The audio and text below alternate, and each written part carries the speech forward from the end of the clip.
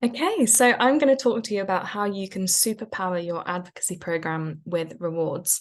So, before we think about the principles of rewarding, it's important to touch on the different human motivations that inspire actions.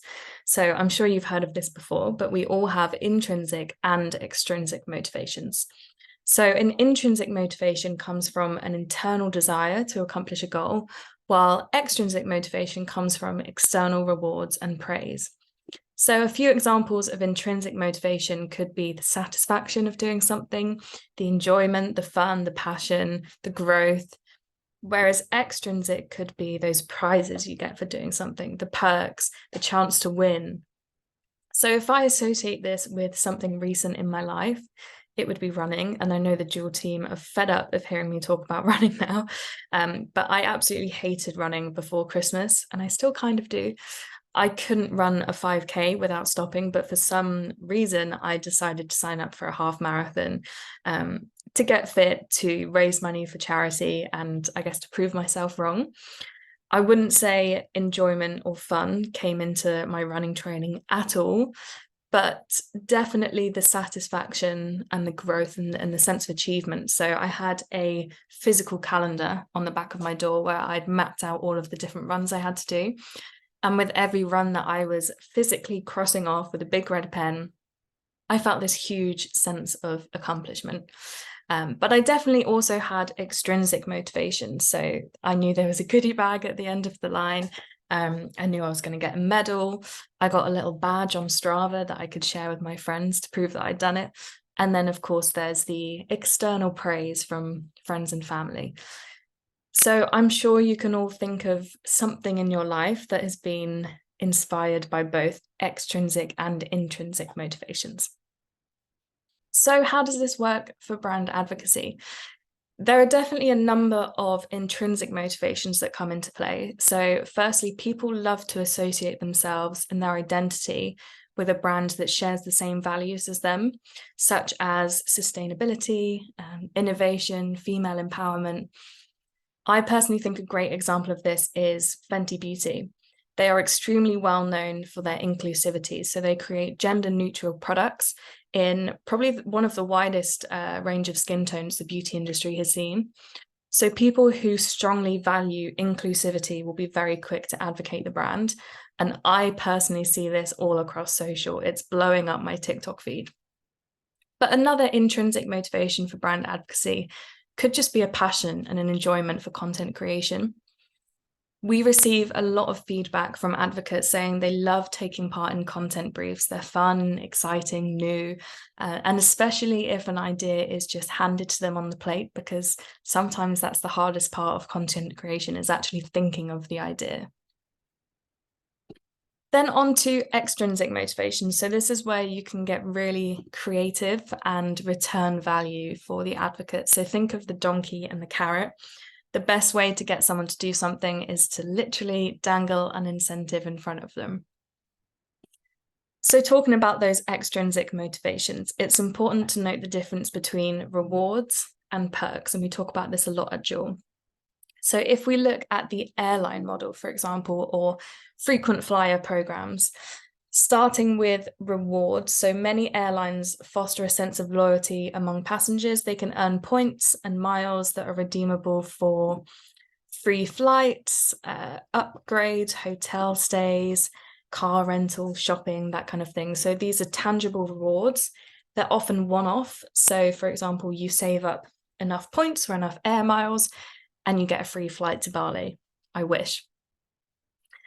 But then on the other hand, many airlines have perks which can always be accessed if you are a member. So things like club lounge, priority boarding, in-flight entertainment, free food and drink, things that you will always have access to as long as your status remains. So let's look at a brand that's been incredibly successful at awarding both rewards and perks. So is anyone familiar with this? Starbucks is a bank. Crazy story, but according to the Wall Street Journal, Starbucks could be considered the 385th largest bank in America. If you're not familiar with this story, Starbucks launched their mobile app alongside a rewards program in 2008.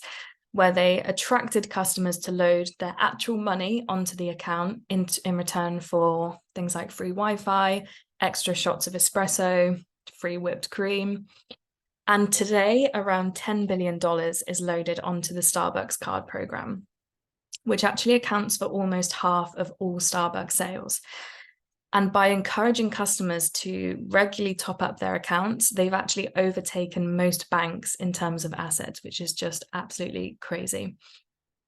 So Starbucks rewards program incentivizes users to constantly be interacting with the brand, which is feeding valuable first-party data into their AI algorithms.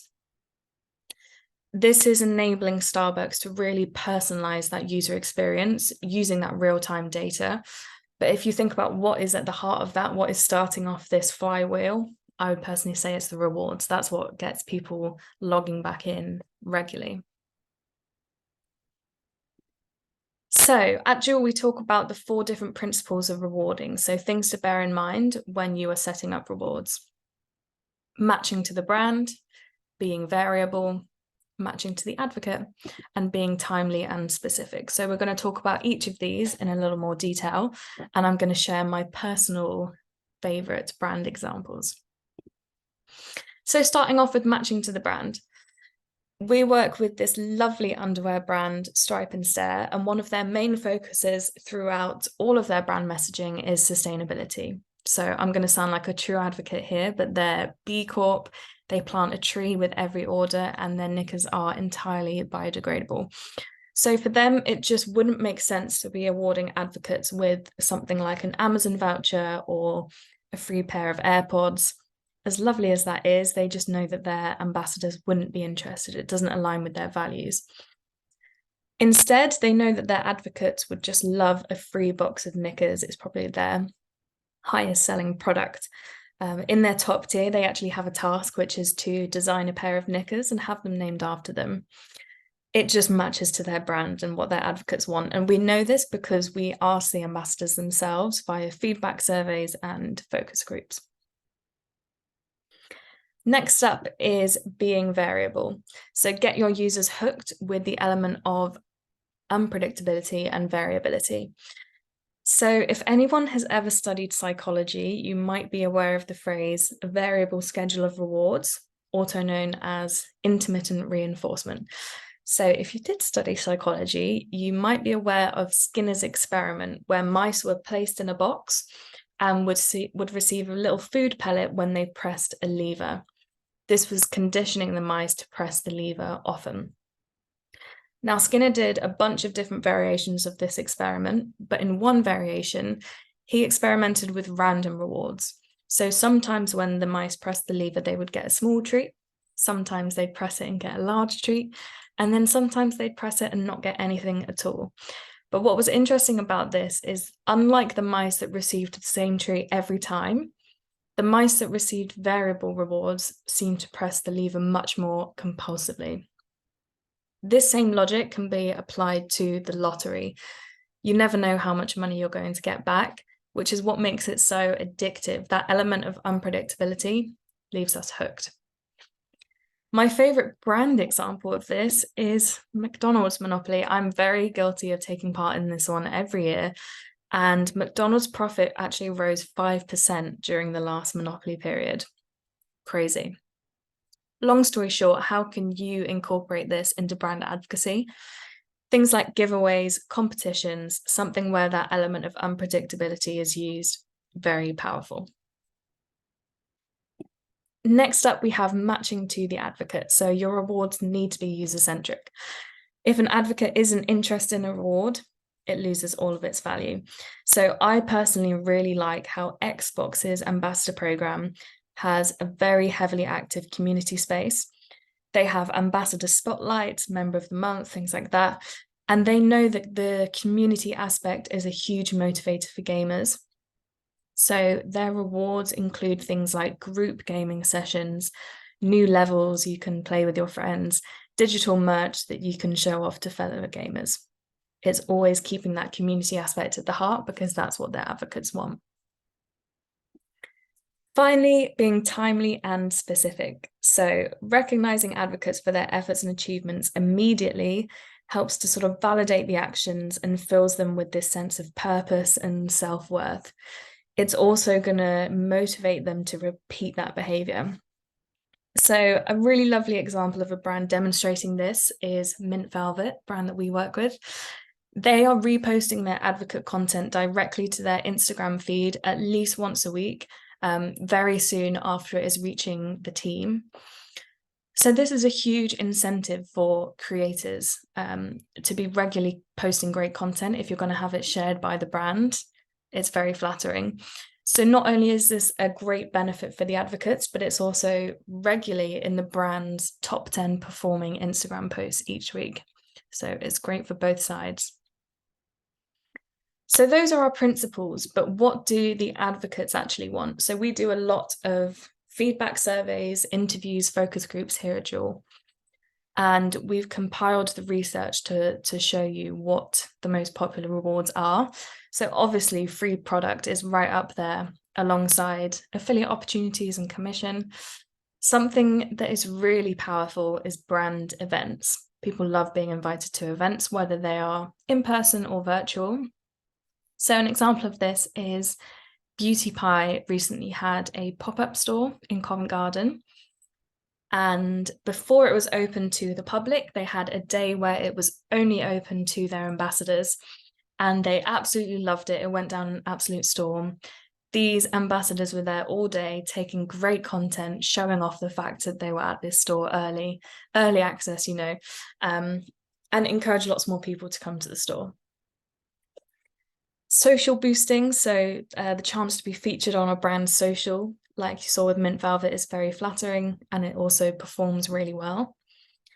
Free samples, paid collaboration, masterclasses, if there's ever a chance that you can sort of give back in an educational aspect, such as, a styling session or a makeup masterclass, those are things that go down really, really well with advocates.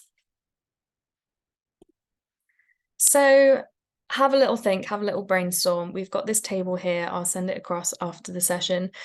But remember to think about all of these different categories when rewarding your advocates. So it's obviously very easy to think of a free product you could offer or a discount code. But how can you go beyond that? How can you provide content-based rewards, experience-based rewards, product-based, and also community-based?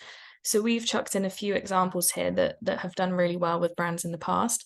And I'd encourage you to think about how you can apply these different elements to your advocacy program. So finally, a quick recap. So how can you successfully use rewards in your advocacy program? Remember to appeal to people's intrinsic and extrinsic motivations. Apply a combination of rewards and perks. Match your rewards to your brand and its values. Apply a variable schedule of rewards.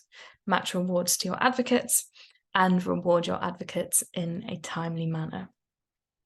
So thank you so much for listening. I'm going to stop the recording there and we'll open up the floor to